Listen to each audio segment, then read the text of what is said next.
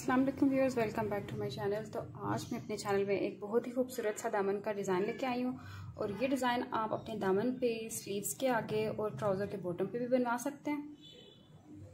जी, जो हमने शर्ट का दामन बनाना था उसके लिए जो कट्स बनाने हैं उसके लिए आप किसी भी चीज़ का कैप यूज़ कर सकते हैं, लेकिन मैं जो है ना इसके लिए जो बुकरम है उस पर कट करूँगी। मैंने इस तरह से ये बुकरम का पीस ले लिया और इसको मैं इस तरह से डबल फोल्ड कर लूँगी और उसके बाद इस पर निशान लगा। ये डबल फोल्ड करके हमने जो चौड़ाई है वो तकरीबन रखनी है 1 इंच। 1 इंच पे हम निशान लगाएंगे डबल फोल्ड करके। जब हम इसको खोलेंगे तो ये 2 इंच बन जाएगा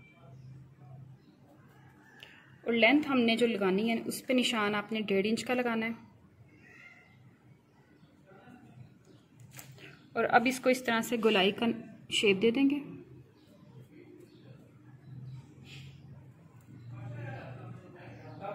अब मैं इस तरह से इसको कटिंग कर लूँगी।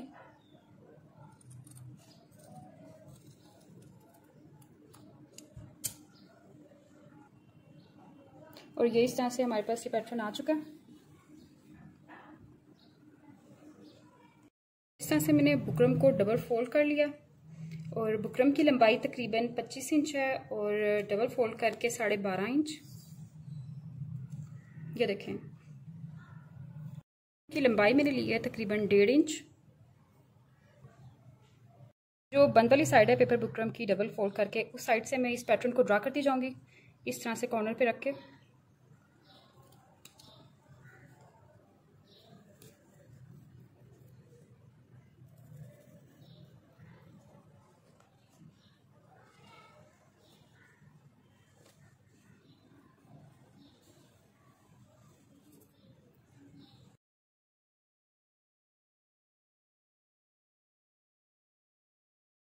और अब मैं इस तरह से इसको कटिंग कर लूँगी।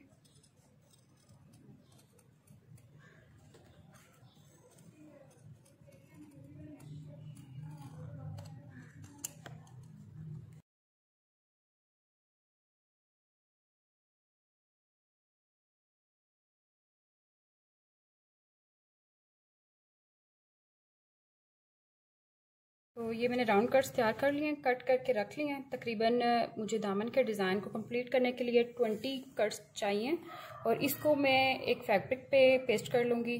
और इसके लिए मैंने कंट्रास्ट फैब्रिक लिया है, ये ग्रीन कलर का। मैं इसके ऊपर इनको पेस्ट कर लूँगी। अब मैं इस तरह से इन पेपर बुकरम को इस ग्रीन फैब्रिक पे पेस्ट कर लूँगी। लेकिन आपने पेस्ट करते हुए एक चीज़ का बहुत ख्याल रखना है कि आपने जब एक पैटर्न को इस तरह पेस्ट किया तो दूसरे पैटर्न में तकरीबन 1/2 इंच का गैप होना चाहिए।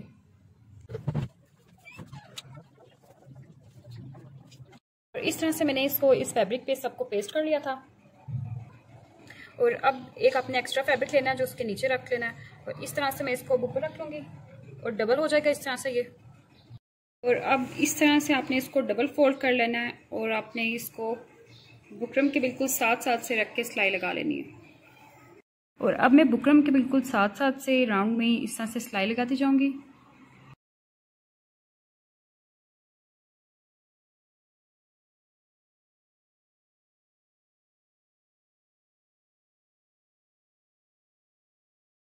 सब के ऊपर मैंने सिलाई लगा ली थी सेपरेट सेपरेट और अब मैं इसको सेंटर से कट कर लूंगी।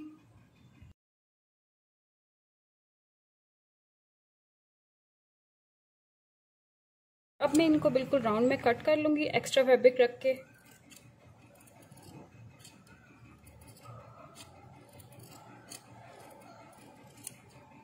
इसके साइड्स पे छोटे छोटे कट लगा के इसको मैं सीधा कर लूंगी।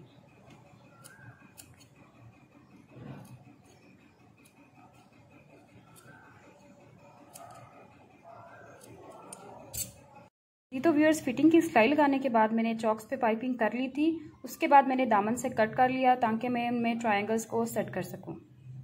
और इस तरह से मैंने सब पैटर्न्स को कट करके सीधा कर लिया था और प्रेस कर लिया था। और मैंने दामन के दोनों साइड्स पे चॉक पे पाइपिंग लगा लिया। सबसे पहले आपने चॉक पे पाइपिंग कर लेनी है।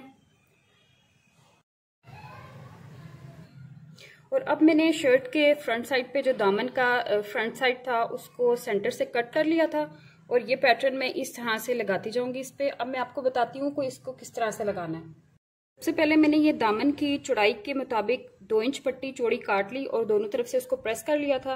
और अब मैं इस तरह से ये पैटर्न्स को लगाते हुए ये पट्टी रख के सिलाई लगाती जाऊंगी। पहले मैं दामन के फैब्रिक के एक साइड पे पैटर्न्स को लगाना शुरू करूंगी, उसके बाद हम दूसरे फैब्रिक पे पैटर्न्स लगाएंगे। सबसे पहले आपने इस तरह से पैटर्न को बिल्कुल स्टार्ट में रख लेना। उसके ऊपर आपने जो फिर पट्टी तैयार की थी उसको इस तरह से बढ़ा के रख लें और ऊपर से सिलाई लगाते जाएंगे।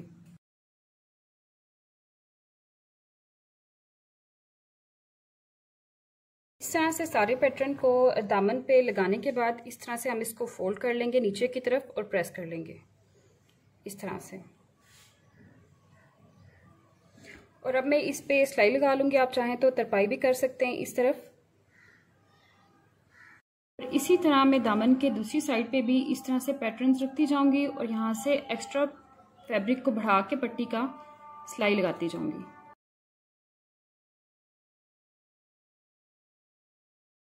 इस तरह से मैंने दोनों साइड्स पे ये पट्टियां लगा के इनको सिलाई कर लिया था। अब मैं मोती की मदद से इन दोनों पैटर्न्स को जोड़ लूंगी।